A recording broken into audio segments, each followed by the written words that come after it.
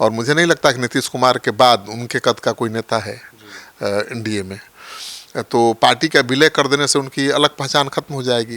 BJP के कुशवाहा नेता पहले से ही सीएम हैं, सम्राट चौधरी। ऐसे में उपेंद्र कुशवाहा को बीजेपी में पार्टी के विलय करने से कुछ खास हासिल भी नहीं होने वाला है। चुनाव के पहले ऐसी चर्चा जरूर थी कि उन्हें सीएम पद का ऑफर है, लेकिन शर्त है कि पार्टी के विलय करें। लेकिन जब उस समय तैयार नहीं हुए तो अब क्यों तैयार होंगे? क्योंकि बीजेपी तो अपने नेता सम्राट चौधरी को मुख्यमंत्री बना चुकी है।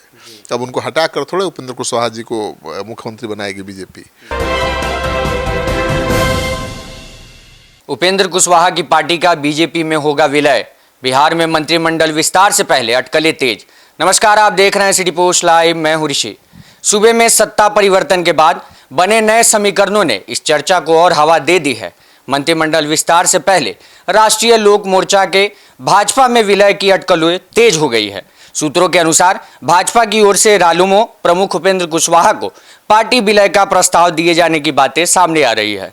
कहा जा रहा है कि इसके तहत उनके पुत्र दीपक प्रकाश को विधान परिषद भेजने और मंत्री पद बनाए रखने का आश्वासन दिया गया है। इस पर विस्तृत चर्चा के लिए मेरे साथ है श्रीकांत प्रत्युष सर, क्या राष्ट्रीय लोक मोर्चा का बीजेपी में विलय तय है? अब देखिए, वर्तमान में नीतीश कुमार के मुख्यमंत्री पद से इस्तीफे के बाद राज्य की कमान सम्राट चौधरी के हाथों में है और जल्द ही मंत्रिमंडल विस्तार की संभावना है। कहा जा रहा है कि पश्चिम बंगाल चुनाव होने के बाद मंत्रिमंडल का विस्तार हो सकता है, मतलब 29 के बाद कभी भी हो सकता है।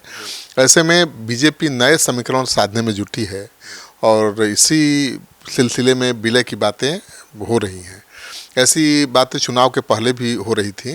रालुमो के 4 में से 3 विधायक भी नेतृत्व की नीति से खुश नहीं हैं। पहले भी तीनों विधायकों की नाराज़गी सामने आ चुकी है। हालांकि उपेंद्र कुशवाहा नाराज विधायकों को अब अपने साथ कर चुके हैं। एक को तो प्रदेश अध्यक्ष ही बना दिया है और दूसरे विधायक माधव आनंद भी उनके साथ ही दिखाई दे रहे हैं। केवल एक विधायक नाराज चल रहे हैं, लेकिन इसी को विलय का एक बड़ा कारण बताया जा रहा है। हालांकि इन तमाम अटकलों को उपेंद्र कुशवाहा ने खारिज कर दिया है। उन्होंने कहा है कि राजनीति में इस तरह की चर्चाएं होती रहती हैं, पहले भी ऐसी ही चर्चाएं थी चुनाव के पहले। उन्होंने स्पष्ट किया कि उन्हें किसी प्रस्ताव की जानकारी नहीं है, मतलब उनकी पार्टी का विलय नहीं होने जा रहा। सर, बीजेपी उपेंद्र कुशवाहा को राज्यसभा भेज चुकी है, ऐसे में क्या बेटे को भी मंत्री बनाएगी, क्योंकि उन्हें विधान परिषद भी भेजना पड़ेगा?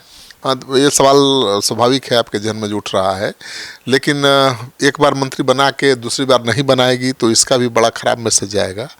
पूर्व मुख्यमंत्री नीतीश कुमार की सरकार में रालुमो कोटे से कुशवाहा के पुत्र दीपक प्रकाश को पंचायती राज मंत्री बनाया गया था। वे किसी भी सदन के सदस्य नहीं थे, फिर भी मंत्री बनाया गया था। 2025 के चुनाव के बाद गठित कैबिनेट में यह प्रतिनिधित्व रालुमो के लिए बहुत अहम माना जाता है। अगर इस बार उनके बेटे को मंत्रिमंडल में नहीं भेजा जाता है तो नाराजगी बढ़ सकती है और ख़राब मैसेज आएगा कुशवाहा समाज में। उपेंद्र कुशवाहा चुप भी नहीं बैठने वाले हैं।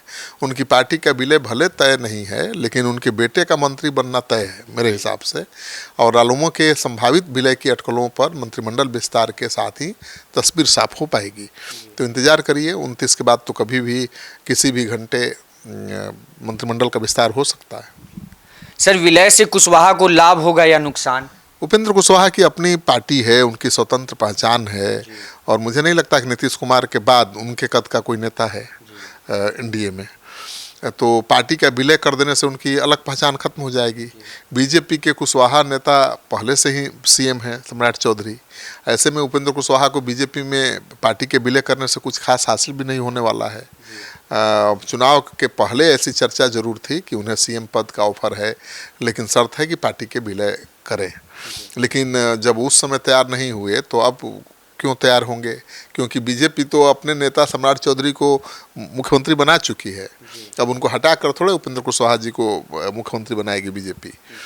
तो फिलहाल इसकी कोई संभावना दूर दूर तक दिखाई नहीं दे रही है। उपेंद्र कुशवाहा को कोई विशेष फ़ायदा नहीं मिलने वाला है विलय से, और मुझे नहीं लगता है कि ऐसा कोई कदम उठाने वाले हैं। तो आपने पूरा डिबेट सुना, उपेंद्र कुशवाहा की पार्टी बीजेपी में विलय होगी या नहीं। आप क्या सोचते हैं इस खबर पे? अपनी राय हमें कमेंट बॉक्स में जरूर दें और देखते रहें सिटी पोस्ट लाइव। धन्यवाद।